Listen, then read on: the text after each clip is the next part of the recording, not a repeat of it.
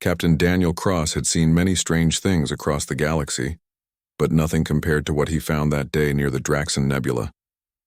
His ship, the Horizon's Edge, was on a quiet scouting mission, mapping unknown sectors for the United Earth Fleet. The nebula stretched across space like a storm made of light, swirling with red and blue clouds that shimmered like liquid fire. It was beautiful and dangerous, a place where even the most advanced ships refused to wander too deep. But Daniel had always been different from most captains. He believed curiosity was what made humans special. He was sitting in the control seat when his ship's AI, Nova, broke the silence. "Captain, I am detecting a faint distress signal, very old. Not from any known human frequency." Daniel frowned.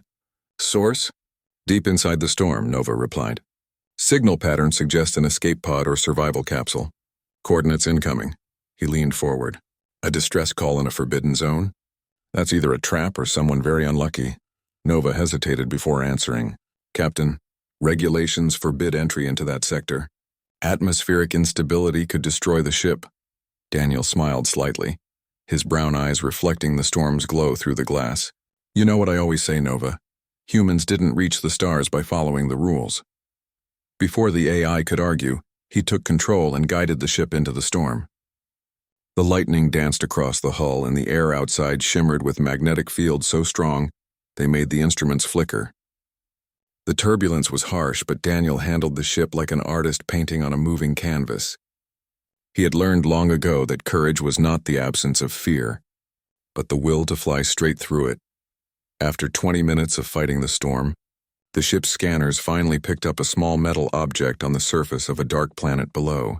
It was half buried in black sand, surrounded by strange blue crystals that pulsed like veins. The distress beacon came from inside that object. Daniel landed the ship near it.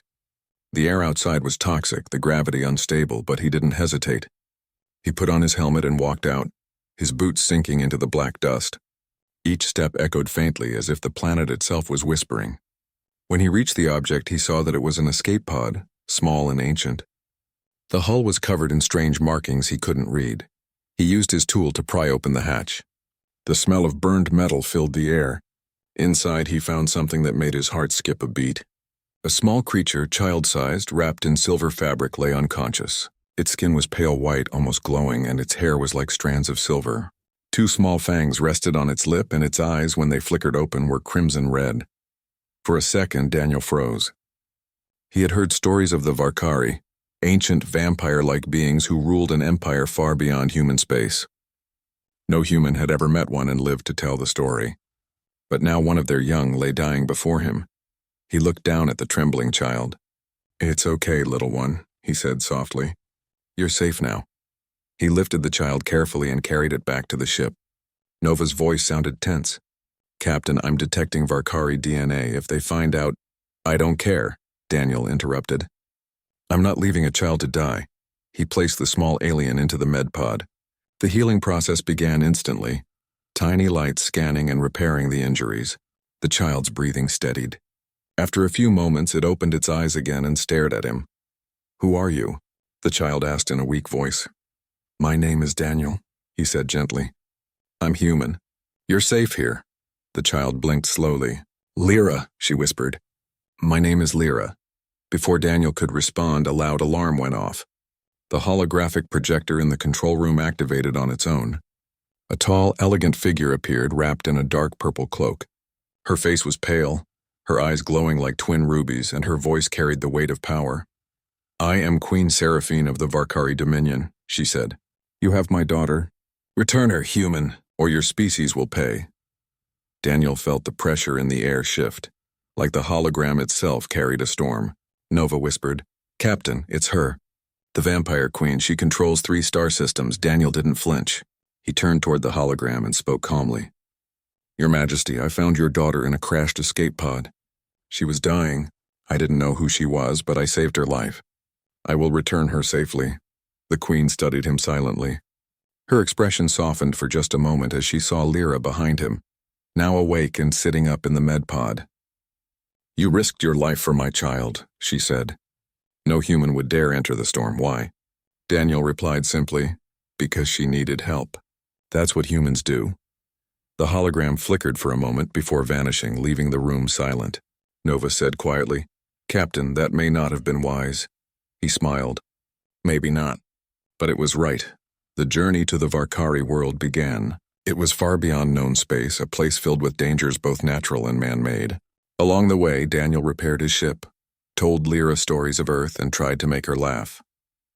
She was cautious at first, but slowly began to trust him. She liked hearing about oceans, rain, and the strange animals humans kept as pets. She would sometimes sit by the observation window, staring at the stars, whispering that they looked different from home. One night, while the ship floated through deep space, Lyra asked him a question. "Why do humans help strangers?" Daniel thought for a moment. "Because one day we might be the ones who need help. We believe kindness makes us strong," she smiled faintly. "The Varkari say kindness is weakness." "Then maybe they just haven't seen what real kindness looks like," he replied. Nova, listening quietly, said, "Captain, you have incoming transmissions." Varkari ships detected ahead. Through the glass, Daniel saw massive vessels appear from the void. They were unlike anything he had seen before. Sleek black designs with glowing crimson lines that looked alive. Each ship was larger than a city. "This is Captain Daniel Cross of the United Earth Fleet," he said over the comms. "I come in peace. I've rescued the Queen's daughter and seek safe passage to return her." There was no response for a long time. Then the ships moved aside, creating a glowing corridor through the stars. As they entered the path, Daniel could see the Varkari homeworld ahead. It was enormous, wrapped in swirling clouds of silver and black, surrounded by rings that shimmered like blood-red glass. Lightning flashed across its surface, illuminating towering spires that reached up from the planet like claws. It looked terrifying and beautiful. Lyra looked at it quietly. "Home," she whispered, but her voice held sadness, not joy. When they landed, Daniel stepped out first, carrying Lyra. The ground was made of dark stone, and strange energy pulsed beneath their feet. Thousands of armored soldiers stood in silence as the Queen herself appeared at the top of the stairs, leading to a grand palace carved from crystal and metal. She looked even more powerful in person, her eyes glowing softly as she looked at him. Daniel knelt down, letting Lyra walk toward her mother. The Queen moved gracefully, wrapping her arms around her daughter. For a moment, the great ruler looked like any mother reunited with her child. Then she turned to Daniel. "You risked your life entering my territory," she said. "You crossed storms that destroy fleets. You defied death for a being not your own. Tell me, human, what do you seek as reward?" Daniel straightened up. "I didn't do it for a reward. I did it because it was right." The Queen tilted her head slightly as if studying something rare. "You are a strange creature, human. Perhaps your kind is not as simple as I believed." He gave a small smile. "We're complicated, but most of us try to do good." She looked at him silently for a long time, her expression unreadable. Then she nodded slowly. "You may go, Daniel Cross of Earth. But remember this, you have entered the domain of the Varkari and left it alive. Few can say the same." He bowed slightly and turned back toward his ship. Lyra waved at him from her mother's side, her small fangs showing in a smile. He waved back, thinking it was over. But as he reached the ramp, he heard the Queen's voice behind him. "Human," he turned. The Queen's eyes glowed softly in the darkness. "Do not leave so quickly. You have done more than save a child. You have awakened a question in my heart." Daniel frowned. "What question?" Her lips curved in a faint, mysterious smile. "How far would a human go for something greater than duty?" Before he could reply, she disappeared into the palace, leaving him standing in the alien twilight, unsure of what her words truly meant. Daniel Cross thought his mission was over. He had returned the lost child, faced down an alien empire, and walked away alive. That was more than most humans could ever say. As his ship rose from the surface of the Varkari homeworld, he looked through the cockpit glass at the dark clouds swirling over the strange planet. He felt relief but also confusion. Queen Seraphine's last words stayed in his mind. They felt heavy, like a promise he didn't yet understand. "Nova," he said, "plot a course for Earth Command. We're going home." The AI's voice was calm as always. "Yes, Captain. But I should warn you, the Varkari fleet is still tracking us." "They have not disengaged," Daniel sighed. "Let's hope they're just making sure we leave their territory." But deep down he wasn't sure. The Varkari didn't do anything without reason. and Queen Seraphine had looked at him like someone who had seen something unexpected, something she couldn't explain. For the next several hours, the ship traveled through space, leaving the dark Varkari world far behind. The stars stretched into long white lines as the horizon's edge entered faster than light travel. Everything was quiet, except for the low hum of the engines and the soft mechanical breathing of the life support system. Daniel leaned back in his seat trying to relax, but his thoughts refused to stop. He remembered Lyra's face, the way she smiled when he told her stories about the sea, and how she called him protector. He hoped she was safe now, but he also remembered the Queen's eyes, cold and sharp at first, but strangely gentle when she spoke his name. It made no sense. The Varkari were supposed to be ruthless, not curious. Nova interrupted his thoughts. "Captain, we're picking up a signal from behind. It's Varkari. One ship only, closing fast." Daniel's hands tightened on the controls. "Weapons active?" "They have not armed their weapons," Nova replied. "But their ship is far superior to ours. If they wanted to destroy us, they could have already done it. Then maybe they don't want to fight." A deep vibration ran through the ship as a crimson energy field surrounded it. A voice echoed through the comms, soft, calm, and powerful. "Captain Daniel Cross of Earth," the voice said. "This is Queen Seraphine." "We must speak." Daniel froze. Nova opened channel. The holographic projector came alive again, and the Queen's image appeared in front of him. Her cloak shimmered like liquid shadow, and her eyes glowed faintly, yet there was no anger in them, only calm curiosity. "You are far from home, human," she said. "And yet your name has already spread among my people. The Varkari soldiers speak of the mortal who defied storms to save their princess. You are either brave or foolish." Daniel smiled faintly. "Maybe a bit of both." The Queen tilted her head. "I do not understand your kind. You risk your lives for strangers, even enemies. You speak of peace but build weapons that could destroy worlds. You are fragile, and yet you walk into danger without fear. Why?" Daniel thought for a moment. "Because that's what being human means. We make mistakes, we fall, but we try again. We help because it feels right. That's how we survive. Not through strength, but through choice." Her expression softened, almost like she admired that answer. "Perhaps that is why your species continues to rise. Many ancient races believed kindness was weakness, but you have built strength from it." There was a silence. The light from the ship's panels reflected in her crimson eyes, giving her face an almost warm glow. Finally, she said, "You will come with me, human. There is more for you to see, more that you must understand." Daniel blinked. "Your Majesty, with all respect, I have order." "I am not asking," she interrupted gently. "This is a request of the Queen of Varkari. Refusing it would be unwise," Nova whispered. "Captain, I recommend compliance." Daniel sighed. "Of course you do." He looked back at the hologram. "All right, lead the way." Moments later, his ship was surrounded by the Queen's energy field and guided toward a massive black cruiser. When they docked, Daniel stepped out, wearing his uniform and trying to look calm. Varkari guards with glowing armor stood in perfect silence, their movements smooth and almost unreal. He was led through long halls filled with strange light. The walls looked alive, flowing gently like liquid glass. At the end stood Queen Seraphine herself, without guards, standing before a window that showed the stars like rivers of fire. "Welcome aboard, Captain," she said softly. "Do not be afraid. You are my guest." Daniel looked around. "Hard to believe this is real. Your ships make ours look like toys." Her lips curved slightly. "Your people will learn in time. You build fast. You adapt faster. That is rare among the stars." He nodded slowly.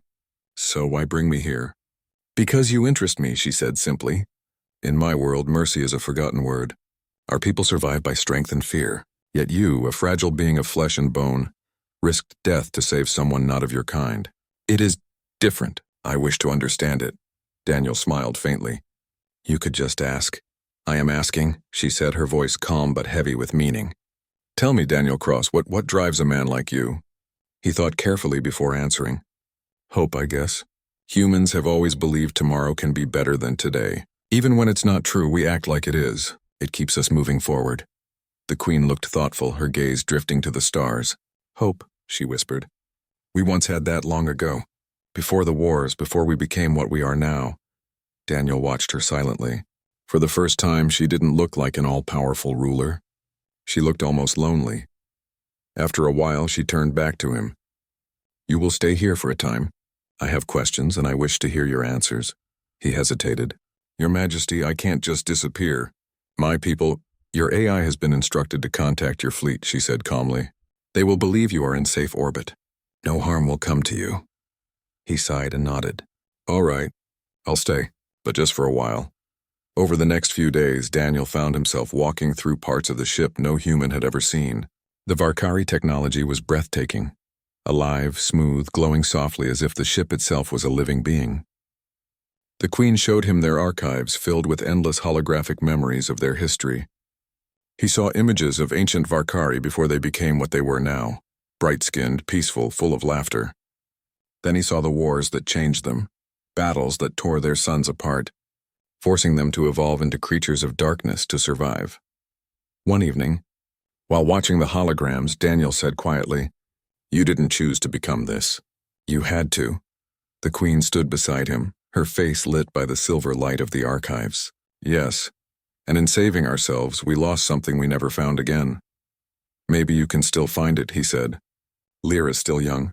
She doesn't have to grow up believing kindness is weakness. The Queen turned toward him. Her eyes were calm, but her voice was softer than before. You speak as if you know my daughter. I spent days with her, Daniel replied. She's curious, kind, brave. She just needs someone to show her that compassion isn't a flaw. Seraphine looked at him silently for a moment. Then she said, Perhaps that someone is you? Daniel blinked. I think you misunderstand. I'm just a pilot, a soldier. Perhaps, she said with a faint smile, but perhaps not. You have already done what none of my kind could do. You made her laugh. They both stood in silence for a long time, watching the stars move slowly past the window. The air between them felt calm but heavy with unspoken thoughts. Later, as he prepared to return to his quarters, she said, Daniel Cross, I have seen 1,000 worlds fall and rise, but never have I met one who acted as you did. You remind me of something long lost. I wish to understand more of your world and of you. He paused, unsure how to respond. I'll tell you whatever I can, Your Majesty. Good, she said. Because tomorrow we leave this system. There is something I wish to show you. A place even my people have forgotten. Daniel looked at her, both curious and cautious. Why me? Her eyes glowed faintly, and for a moment her face softened again. Because you remind me of what hope feels like. That night, Daniel lay awake in his quarters, staring at the strange silver ceiling that shifted like waves. He didn't know what the Queen wanted or what awaited them beyond that forgotten world. But he couldn't shake the feeling that his journey was far from over, and that something much larger than duty was beginning to form between them. The next day came quietly, but Daniel Cross could already feel that something was different. The hum of the Varkari ship was softer than usual, and the halls were empty. Nova's voice came through his wrist communicator. Captain, the Queen requests your presence in the main chamber. She says it's urgent. Daniel rose from the strange floating bed and took a deep breath. All right, let's see what she's planning this time. When he entered the chamber, the massive windows showed a vast sea of stars and 2 burning suns in the distance. Queen Seraphine stood near the center, dressed in dark silver armor that shimmered like moonlight. She looked both royal and distant, her expression calm but filled with purpose. Daniel Cross, she said, thank you for coming. Today we travel to a place my people have not seen in thousands of years. It is where we began. Daniel frowned slightly. You mean your homeworld? I thought we were already there. She shook her head. No, that world you saw before is our fortress, a place of survival, not of birth. Our true home lies beyond the reach of stars. It was lost after the Great War, buried in eternal shadow, but I have found a path back. And I wish you to see it, Daniel hesitated. Why me? Why show this to an outsider? Her eyes softened. Because you see with a heart unclouded by fear. You might remind us what we have forgotten. He nodded quietly. Then let's go. The Queen raised her hand and the ship's engines roared to life. They passed through a massive gate of black crystal that shimmered with energy. The stars around them began to stretch and fade until only darkness remained.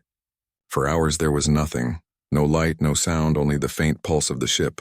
Then suddenly the darkness broke. Before them appeared a vast, silent world floating in the shadow of a dead sun. The planet glowed faintly red like an ember refusing to die. Great towers and cities lay in ruins, covered by mist and time. This is Varkara Prime, she said softly. Once filled with music and light, now only silence remains.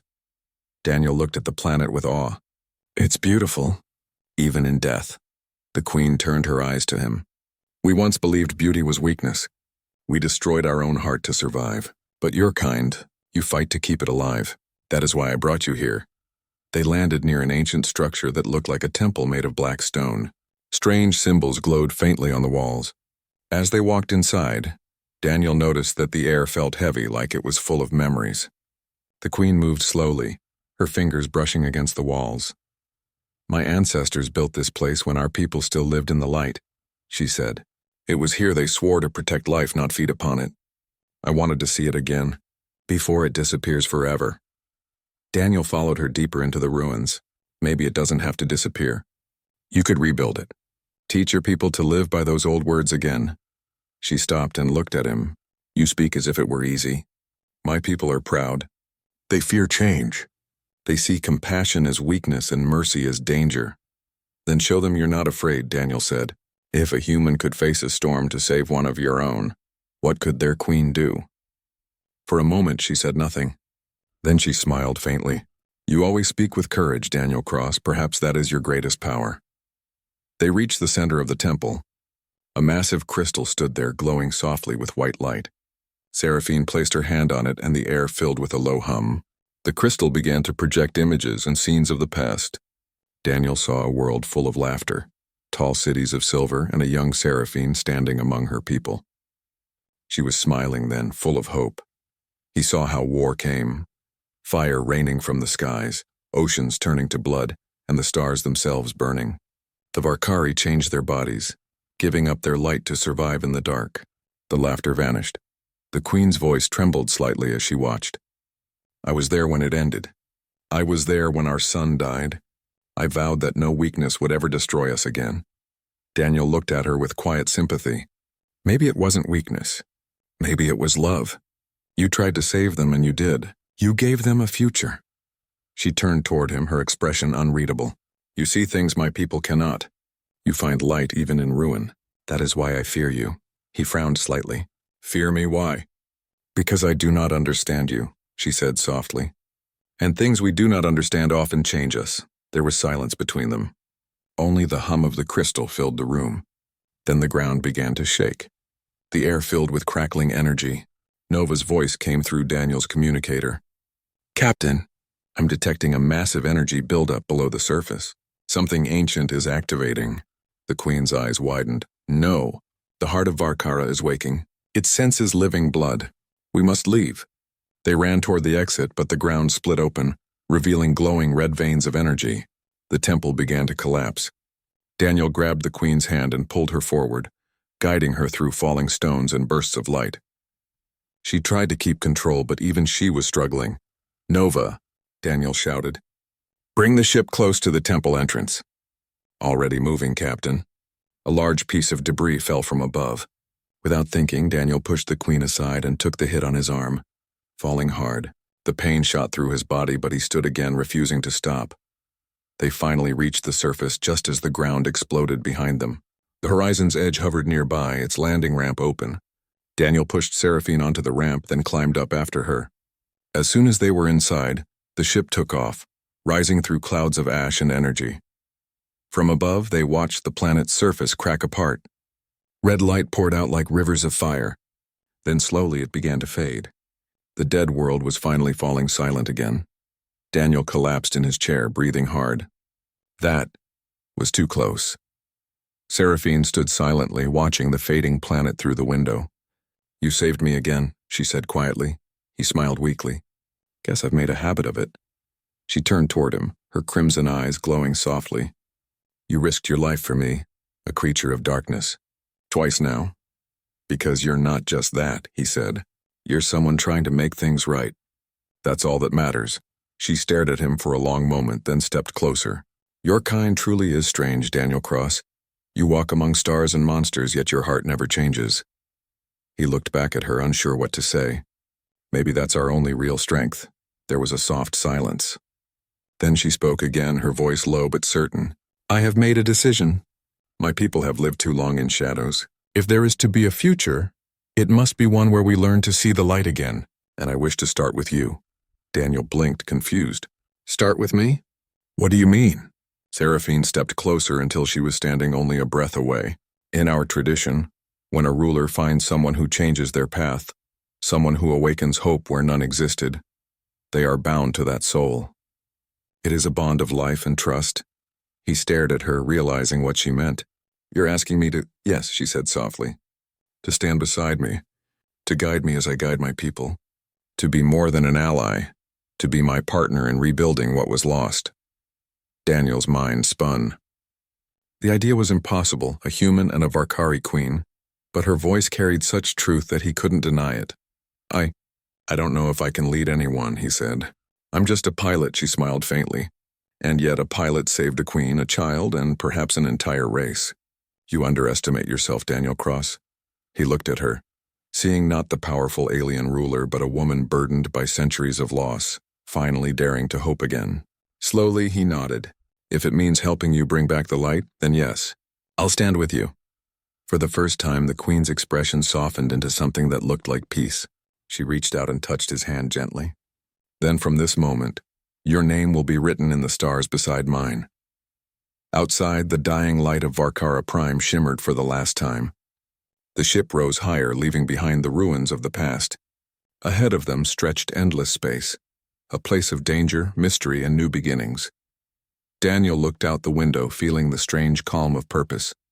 He had come as a rescuer, but now he was something more, a bridge between two worlds. The queen stood beside him, silent and regal, yet somehow human in that quiet moment. Together, she said softly, we will teach the stars to hope again. And as the horizon's edge vanished into the sea of light, Daniel Cross realized that for the first time in his life, he was not just flying away, he was flying towards something